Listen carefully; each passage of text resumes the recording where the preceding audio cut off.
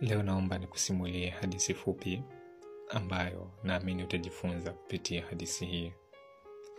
Palikuwa na vipepeo wawili. Vipepeo ambao walipendana sana. Walipenda kucheza na kufurahi katika bustani moja. Katikati ya bustani ile palikuwa na ua kubwa ambapo walipenda kukaa na kuzungumza pamoja na kupumzika wakati wa mapumziko baada ya kucheza na kufurahi kwao. Siku moja, kipepeo jike alimwambia kipepeo dume, "Hivi mpenzi, unajua kama mimi nakupenda kuliko hata unavyonipenda wewe?" Kipepeo dume alimuuliza, "Kwa nini? Wakati mimi naona ndo nakupenda kwa dhati." Na kipepeo jike hakutaka kukubali hilo. Aliamini yeye ana mapenzi ya dhati kuliko kipepeo dume. Basi baada ya mvutano na mazungumzo ya hapa na pale, kipepeo jike alitoa wazo, basi kesho atakayewahi mapema na kukaa katika ile ua kwa kumsubiri mwenzie, huyo ndio atakuwa na mapenzi ya dhati kuliko mwingine. Walikubaliana na wakaagana, wakaondoka. Bahati nzuri, kipepeo jike aliwahi asubuhi na mapema sana kabla ua halijachanua,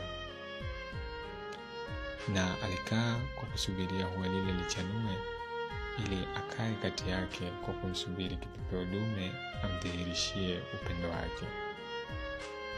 Kwa bahati mbaya, wakati ua linachanua, alipata kumuona kipepeo dume ikiwa amekufa ndani ya ua lile. Ni kwa sababu kipepeo dume hakutaka kabisa kushindwa kudhihirisha upendo wake kwa kipepeo jike kwa kuchelewa kukaa juu ya ua lile.